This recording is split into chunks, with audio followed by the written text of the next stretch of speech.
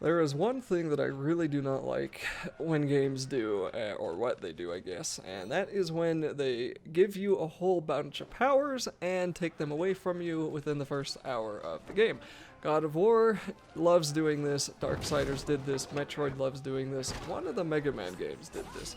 And I don't know if the developers think it entices you to keep playing because it's like, oh, look at all this power you can have, but you lost it all. You lost it all. Now you have to go collect it again, or what they're trying to do with it. But it's annoying. It's way more fun when you start really weak and then you build up the power, and that's what this game does somewhat well. Just mostly because you start with a stick. You have a basic sword that your tribe made, I guess. You're not using the Heavenly Sword yet because the second that you equip it, you die.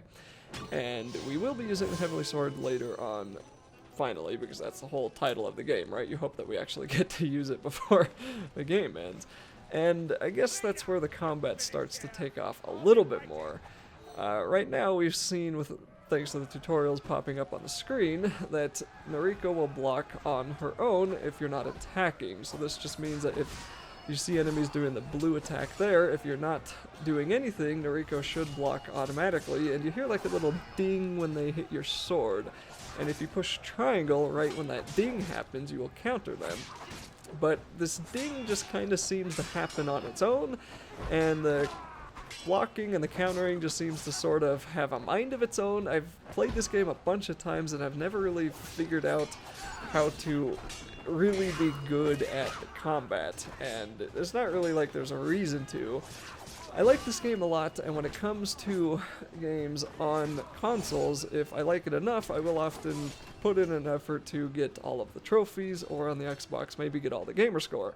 Of course, I'm not going to do that on the Xbox with the Master Chief Collection, because I think for like 15 gamer score is all you get for finishing Halo 2 on Legendary in under 3 hours. It's not worth the effort for that. But anyway, this game is so old that it was released before PlayStation 3 had trophies. A lot of people forget that Microsoft was the one who had gamerscore, some kind of achievement collection and way to show off your achievements. They had all that first. Like, gamerscore was a Microsoft thing, and then people were wondering, would Sony ever do this? And they added trophies as their answer, which are, I guess, in a few ways a little bit better, but most of the time it seems that video games are really good at just adding the absolute worst achievements that are just not worth going after. I think the new God of War on the PlayStation 4 had the best achievements I've ever seen, because it was just beat the game and then get all the collectibles and you're done.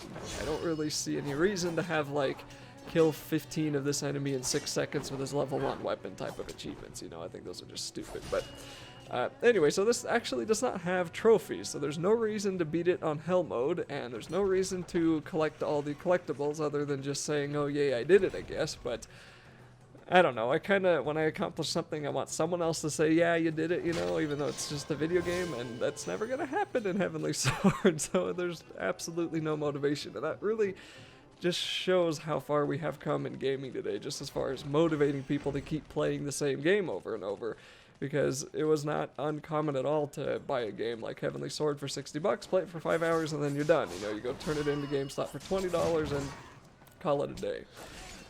But for the other combat we're going to be doing, we haven't run into some of the more advanced techniques we can do yet, so we will eventually be holding on to the L1 button to do power attacks, and then we can eventually later on in the game hold we hold R1 to do power attacks, and we're going to hold L1 to do quick attacks, but we'll get that in a little bit, or we'll get to that in a little bit. So this is a, what do they call that? Combo menu. And I also am not a big fan of games that have combo menus. I don't think that I should have to memorize massive lists of combos to accomplish stuff in the game.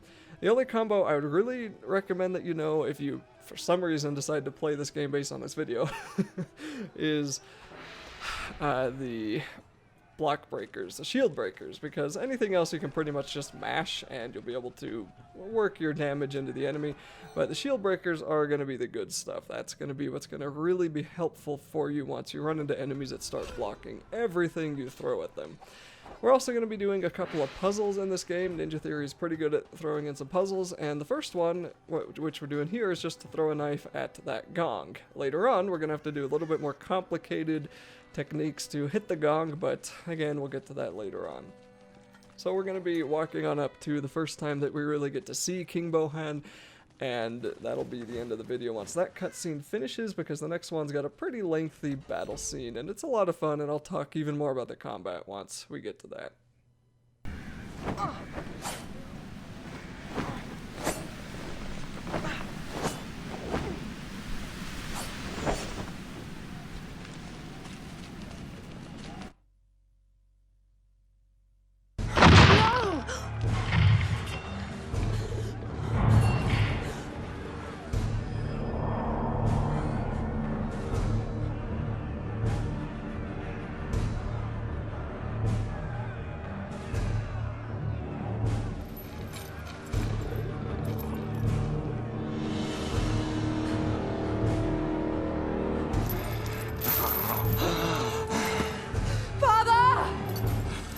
Such a heavy sword for such a fragile creature. Come, child, let me take your burden. Never! Leave me, Nariko! Get the sword away from here! The line must not be broken! Perhaps I'm not making myself clear. I have something of yours, and you have something of mine. Bohan, always wanting what you have no comprehension of. I see the years since we studied together have taught you nothing. No! Shut up! Shut up. Actually, Shen, they have taught me that everything comes to he who waits, but quicker yet to he who takes. Run, Nariko! No, that wouldn't be wise. That wouldn't be wise at all.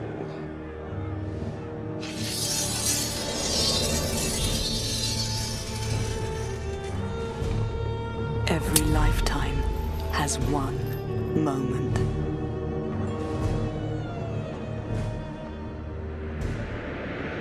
You stand alone and you see it all so clearly. To save my father's life, I betray his whole reason for living. I know it's death I'm holding now. Did I ever have a choice? What have you done, Nariko? What have you done?